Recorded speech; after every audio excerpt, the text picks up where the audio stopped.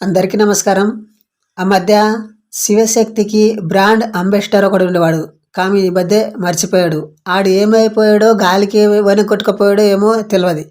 కానీ నేను ఇంకా బతికే ఉన్నానని చెప్పి ఇప్పుడే వచ్చాడు. అది కూడా మన శివశక్తి విజయశంకరరావు సభ సక్సెస్ అవడం చూసి ఇక ఉగ్గుబట్టలు లెక్క మనసు మంటతో రగిలి మంటతో మొత్తం ఉగ్రషం వెలగొడుతున్నాడు. నేను ఇంతకుముందు ఒక వీడియోలో చెప్పాను కదా, సభ జరగక ముందు ఈ మాపే గుంట నక్కలన్నీ గోతికంటి నక్కలాగా చూస్తున్నాయి. జరుగుతా, సక్సెస్ అయిద్దా, ఉంది, మనం గెలుకోవడం ఎందుకు. సభ జరిగిన తర్వాత ఈ గుంటలకలు అన్నీ బయటకు వచ్చి ఊర్లు వెళ్తాయని చెప్పాను కదా, అదే ఇప్పుడు జరుగుతుంది. భారీ స్థాయిలో ఈ సభ జరగడం ఏంటి, ఈ శివశక్తి అభిమానులు వేలాది మంది హాజరవడం ఏంటి, మర్చిపోయే కాలం వచ్చిందిరో, మనకు పోయే ఊడిది వచ్చిందిరో అని చెప్పి వీళ్ళందరూ గొర్రె పెట్టినట్లు ఒకడొకడు బయటకు వస్తారు. ఈ అంబాజీ బ్రాండ్ అంబాసిడర్ ఒకప్పుడు బాగా పనిచేయట్లని వీని తీసేశాడు. వీడొచ్చాడు, తీసేసిన తహసీల్దాడు ఆడొచ్చి ఏమంటున్నాడు, వాడు వీడియో ప్లే చేస్తా. వీడు చూడండి, మహాదేవుడు, దేవుడికి దిక్కు లేదంటే వీడు మహాదేవుడు అంటున్నాడు.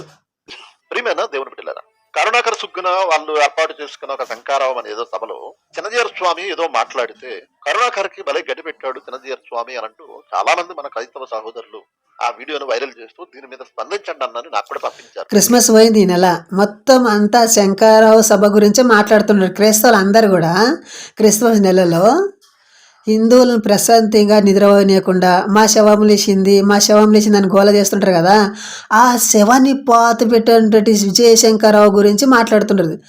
అది ఆ శంకరరావు సక్సెస్. చాలా కాలంగా నేను మతోన్మాదం మీద మాట్లాడడం మానేశాను, కానీ చిన్నజీర స్వామి వీడియో చూసిన తర్వాత ఖచ్చితంగా ఈ సమయంలో మాట్లాడాలనిపించింది. ఎందుకనంటే చిన్నజీర స్వామి మాటలు సమాజంలో ఒకవేళ మతాల మధ్య సామరస్యం ఉండాలి అన్నట్టుగా అతడు మాట్లాడినది నిజము అని ఒకవేళ ఎవరైనా అనుకుంటున్నారేమో.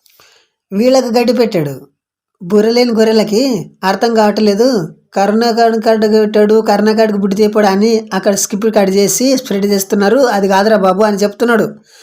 ఈయన కూడా బుర్ర ఉంది, మరీ వేస్ట్ అనుకుంటున్నాను కానీ పర్వాలేదు. కరుణాకర శుద్ధులకి బాగా మొట్టికాయలు పొడిచాడు, బాగా బుద్ధి చెప్పాడు అని చాలా మంది అనుకుంటున్నారేమో. ఒకవేళ అలా అనుకోకపోయినా ఆ విధంగా వీడియోను మన సహోదరులు వినియోగించి ఉండవచ్చు. చూసారా, నిజంగా కట్ చేసి ఆ అర్థం వచ్చేలాగా ఆ క్లిప్ కట్ చేసి విడి చేసారేమో మనోళ్ళు అని వీళ్ళకి బుద్ధులు ఉంటాయి కదా, ముందు నుంచి వీళ్ళకి అదే బుద్ధి కదా.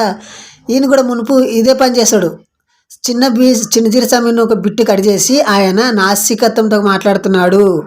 ఒక విగ్రహము తన మీద ఉన్న బుద్ధికను కీటకాన్ని ఏమి చేయలేనప్పుడు మన పాపలు ఎలా చేస్తుందని చెప్పి ప్రియ రామస్వామి గారి మాటలు చిన్నజీర గారు సాము చేస్తుంటే ఇది చిన్నజీర గారు చేసిన సాము మాటలే అని చెప్పి అప్పుడు ఈ మన అన్న గట్టిగా వాతలు ఇచ్చినప్పుడు ఆ వీడియోలు డిలీట్ చేశాడు.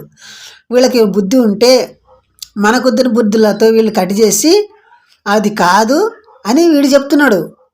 అయితే నేను చెప్పదలుచుకున్నది ఏంటంటే, చిన్నజీర స్వామి మాటలు మీరు విన్నారో లేదో మరొకసారి నా దగ్గరకు వచ్చిన వీడియో మీరు కూడా వినండి. కరుణాకర్ గారితో ఒక మాట చెప్పాలి ఏంటంటే, మనం క్రిస్టియానిటీకి ఎగైనిస్టా, ఇస్లాంకి ఎగైనిస్టా, లేదా క్రిస్టియన్ నేను, ముస్లిం నేను అని పేరు చెప్పి దానికి వ్యతిరేకంగా తదితరమైన వ్యక్తులని హింసించే వ్యక్తులకి మనం వ్యతిరేకమా? మా ఉద్దేశం ప్రకారం మనం క్రిస్టియానిటీని ఏం అనాల్సిన అవసరం లేదు.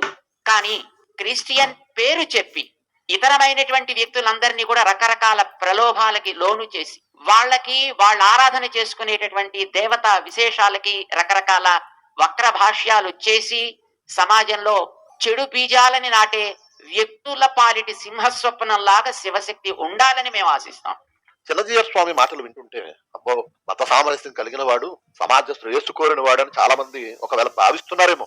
అవన్నీ నంగనాచి కబుర్లు, అవన్నీ దొంగ నాటకాలు. ఎందుకంటే ఈ కరుణాకర్ అనే వాడిని ప్రోత్సహించి అతడు క్రైస్తవ్యానికి వ్యతిరేకంగా రాసిన కొంతమంది మన హిందువులలో కొద్ది మంది చిన్నజీర స్వామి గారు హిందుత్వం గురించి ఏం చేస్తారు, ఆయన సంప్రదాయం ఎంతసేపు అదేనా, బయట జరుగుతున్న మాట మార్పిడి గురించి పట్టించుకోవడా అని కొంతమందికి తెలియక అమాయకంగా మాట్లాడుతుంటారు. అసలు స్వామివారు ఏం చేస్తున్నాడో మొత్తం చెప్తున్నాడు చూడండి. రూపాయలు ఇచ్చిన వాడు ఆ చిన్నజీర స్వామి. ఇవన్నీ నిజమో అబద్ధమో నేను చెప్పలేదు, కానీ ఏం చేశాడో ఏం లేదో వాడి మాటలు చెప్తున్నాడు అంతే. కాదు, క్రైస్తవ్యాన్ని అవమానిస్తూ అతడు తలపెట్టిన షార్ట్ ఫిలిమ్స్ తీయడానికి చిన్నజీర స్వామి తన ఆశ్రమాన్ని వేదికగా ఇచ్చాడు.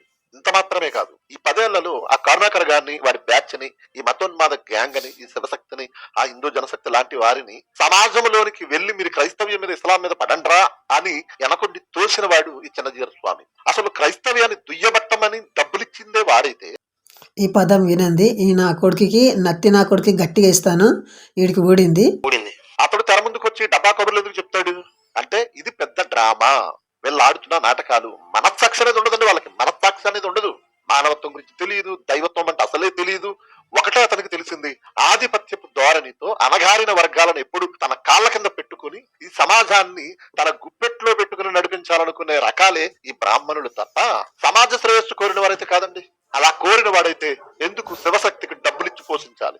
ఒకవేళ చిన్నజీయర్ స్వామి అంత శుద్ధ పూసే అయితే ఈ శివశక్తి అనేది ఎందుకు పనిచేస్తుందో, ఈ కరుణాకర్ గారు, ఈ మతోన్మాద గ్యాంగ్ ఎందుకోసం పనిచేస్తుందో చిన్నజీయర్ స్వామికి తెలియదా? అసలు ఆ సభ పెట్టింది ఎందుకో తెలీదా? ఆ సభను ఏర్పాటు చేసింది ఎవరో తెలీదా? వాళ్ళు చేస్తున్న పనులు తెలియవా చిన్నజీయర్ స్వామికి? అలాంటి సంఘ వ్యతిరేక శక్తుల సభలకు విచ్చేసిన ఈ చిన్నజీయర్ స్వామిని బాగా ఆడేసుకుంటారని అతడు కీర్తితో ఆడిన డ్రామాయే ఆ మాటలు. కరుణాకర్ గారు లాంటి శివశక్తి, మతోన్మాది, ఈ చెత్త చెదారాన్ని మనం అనుకుంటున్నాం గానీ అసలు సూత్రధారి ఈ చిన్నజీయర్ స్వామి ఇలాంటి గ్యాంగేనండి. ఆ వేదిక మీద కూర్చున్నారు చూసారు, స్వాములుగా గురువులుగా కొనియాడబడుతూ అక్కడ అందరి చేత ఒంగొంగి దండాలు పెట్టించుకుంటున్నారు చూసారు, వాళ్ళండి అసలు సూత్రధారులు. సరే, స్వామివారి యొక్క సహకారం ఎలా ఉంది అది పక్కన పెడితే ఖచ్చితంగా వారి ఆశీస్సులు మాకు ఉంటాయి. చిన్నజీ కవిగా చింగది జవత్కర్ కూడా ఎంతైంది సమాజంలో ఒక అనుగ్రహం, ఆశీస్సులు మా మీద ఎల్లప్పుడూ ఉంటాయి. ఇంతకీ వీడి బాధ ఏంటి? అసలు శివశక్తి ఇంతలాగా వివరించడానికి, ఇంతలాగా పెరిపోవడానికి చిన్నజీరి స్వామివారే అని చెప్తున్నాడు. ఆ అంశాన్ని పక్కన పెట్టి అసలు వాస్తవం ఏంటి, వీడికి ఎందుకు ఇంత కడుపు మంట,